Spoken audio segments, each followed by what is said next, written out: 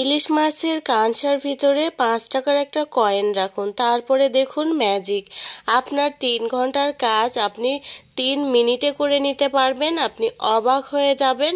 আপনি ভিডিওটি লাস্ট পর্যন্ত দেখলে আমাকে ধন্যবাদ দিতে বাধ্য হবেন। ৫ টাকার কয়েন দিয়ে আমরা কি করব? এখানে বড় সাইজের একটা ইলিশ মাছ নিয়ে নেওয়া হয়েছে।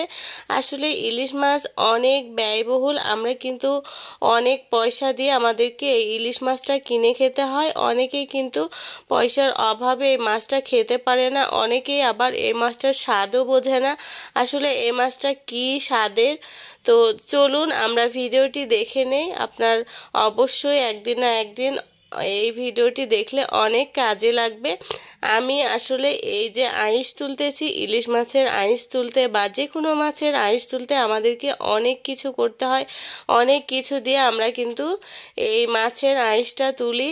এই যে দেখতে পাচ্ছেন আঁশ তোলার, এটা দিয়েও কিন্তু মাছের আঁশ তোলা যায়, এটা দিয়েও দ্রুত আঁশ তোলা হয়, কিন্তু চারপাশটা ছড়িয়ে ছিটিয়ে যায়, আঁশগুলো নোংরা হয়ে যায়। এজন্য আমরা যদি একটা ৫ টাকার কয়েন দিয়ে এই কাজটা করি তাহলে কি হবে আপনি দেখতে থাকেন। এই তো এতটা দ্রুত হবে, আমি কিন্তু প্রমাণ সহ দেখাবো যে মাছের আঁশ তোলা যে মেশিনগুলো রয়েছে সেগুলো দিয়ে এই যে এই কাজটা হয়ে যায়। মাছ তো অনেক নরম, তো মাছের মাংসগুলো একেবারে খুলে খুলে উঠে যায়।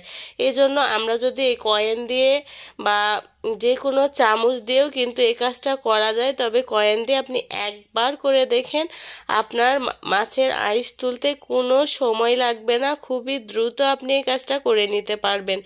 এখন আরও একটি টিপস হলো, এরকম ছোট মাছ আমরা বড় সাইজের করে কেটে নিতে পারবো। জাস্ট একটু করে দেখতে পাচ্ছেন আমি যেভাবে কেটে নিচ্ছি সেভাবে করে কাটলে মনে হবে এই মাছটা কিন্তু অনেক বড় সাইজের, এই পিসগুলো কিন্তু অনেকটা বড় হয়।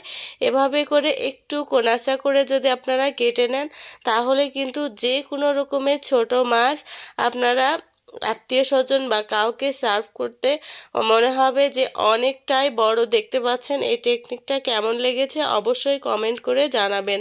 আর আসলে আমরা কিন্তু বাজার থেকে মাছ নিয়ে আসলে যারা গৃহিণীরা মাছের আঁশ তুলতে এতটা আমাদের কষ্ট হয়, আমরা যদি এই কয়েন দিয়ে মাছের আঁশ তুলি তাহলে দ্রুত এই আঁশগুলো তোলা হয়। আপনারা হয়তো অনেকেই নতুন গৃহিণী, তারা হয়তো মাছ বাছার ক্ষেত্রে অনেকটা সমস্যার মধ্যে পড়ে যান, সেক্ষেত্রে আপনারা আমার এই টিপসটা ফলো করে দেখতে পারেন।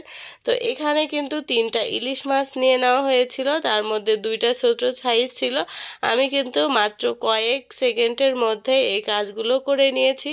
আসলে আমরা এগুলো ছোটোখাটো বুদ্ধি খাটিয়ে কিন্তু খুব দ্রুত এই কাজগুলো করে নিতে পারবো।